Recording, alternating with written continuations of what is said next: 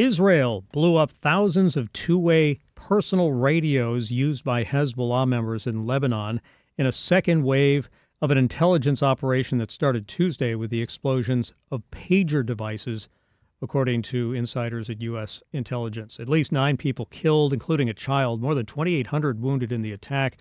Now, video circulating showed one explosion happened during one of the funerals that resulted in a Hezbollah guard wounded on the floor. Now, the sources say that the decision to conduct the second attack may have been driven by the idea that Hezbollah's investigation into the pager explosions would eventually expose the walkie-talkies. And that funeral was for 2 members of Hezbollah who were killed the day before in the pager explosion. So crazy. And I was reading the most fascinating story about how all of this came about. And you had this information that got out there that Israel, and who knows if it's true, I wouldn't put it past them to be able to do something like this, but this information was out there that Israel might be able to hack into phones and control microphones and recordings and cameras and all of that. So the leader of Hezbollah says, we're done with phones. We're going to switch to pagers. This way we can still communicate, but they can't track us or do anything like that.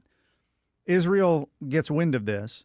They create these shell companies, and they set up this like pager manufacturing and distribution company, and they start selling these pagers to regular clients in hopes that the business would look legit and they could get Hezbollah as a client. That's exactly what happened. Then they make those special pagers for Hezbollah, and they just kind of sat on it until, the time was right, or it sounds like maybe Hezbollah got wind that they had done something to like some of their devices, and they were investigating it, and Israel decided, well, it's now or never, so let's just do it. And that's what happened the other day. Yeah, I mean, it really is incredible. There's one problem with the whole idea. It was a very complicated operation.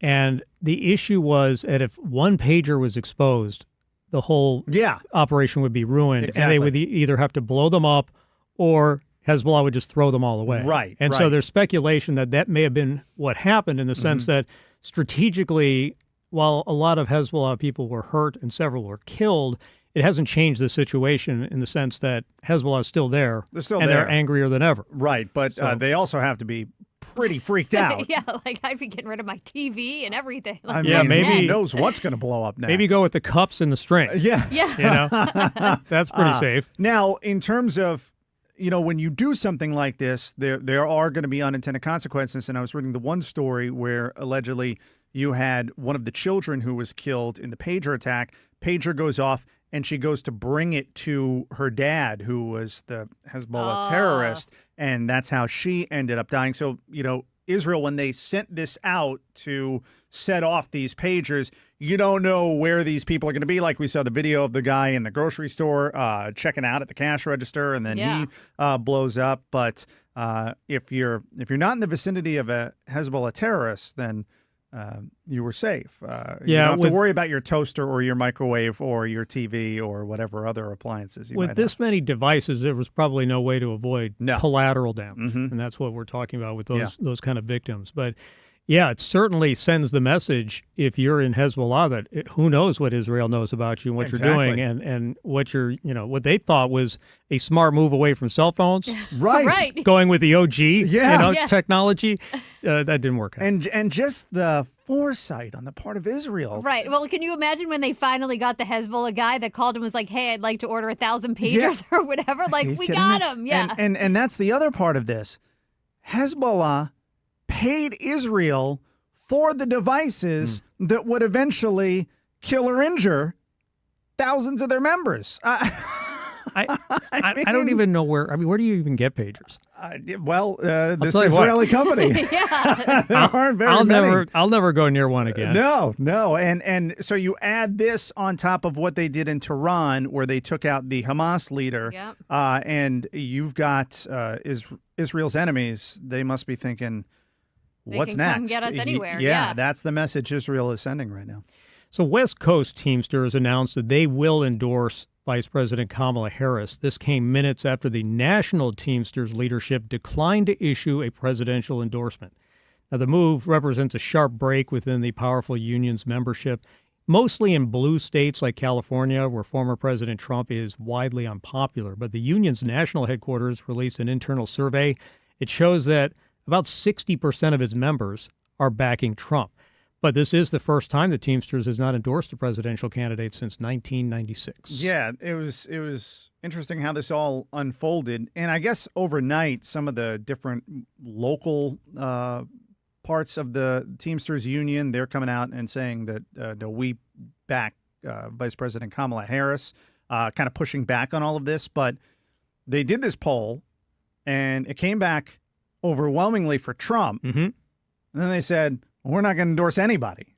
Right. Right. Well, I guess somebody in charge wanted Harris. Right. So your members, you asked them, they told you, and then you didn't go with anybody. I mean, this is a pretty big deal, though, because, like you said, the Teamsters, they always endorse the Democratic candidate. Yeah, I mean, I think the issue for the leadership is that they're not going to support Trump because he's known as a union buster. Yeah. But their membership. He did court them. But their membership is saying that they're going to vote for Trump. So they're like, you know what, we're going to have to stay out of it. Yeah. Just like they did 30 years ago. Yeah. And the head of the Teamsters, he spoke at one convention, and it was the Republican convention, not the Democratic convention. There was recently a meeting between Harris and the leader of the Teamsters. And I guess she wasn't able to convince him to come on board. I don't know ultimately how big of an impact this will actually have on the election. There are some unions, like the Culinary Union in Nevada, where when they make an endorsement, their members follow more closely, which is why Trump did the no taxes on tips to try to, break that up a little bit.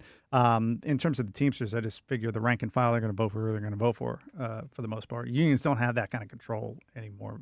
Some teachers union does, but well, it's certainly become a lot less democratic in years, No recent question. years, Yep. no doubt about that. A massive fight broke out inside an iHop in North Miami Beach. Police say a woman attacked a 14-year-old customer. So there was a lot of cell phone video that captured this chaos. It happened back in June.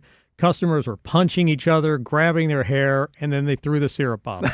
And it's on when that happens. That's rough. Yeah. Oh, the video is on our Facebook page at Ryan Gorman Show. And I mean, it's like the whole restaurant got involved. There's even kids throwing stuff, tables getting knocked over. Yeah. It is wild. Can you imagine the mess when law enforcement showed up and there's like syrup everywhere and somebody's got a waffle in their hair? Yeah, and they're like, what is this? Is this boysenberry?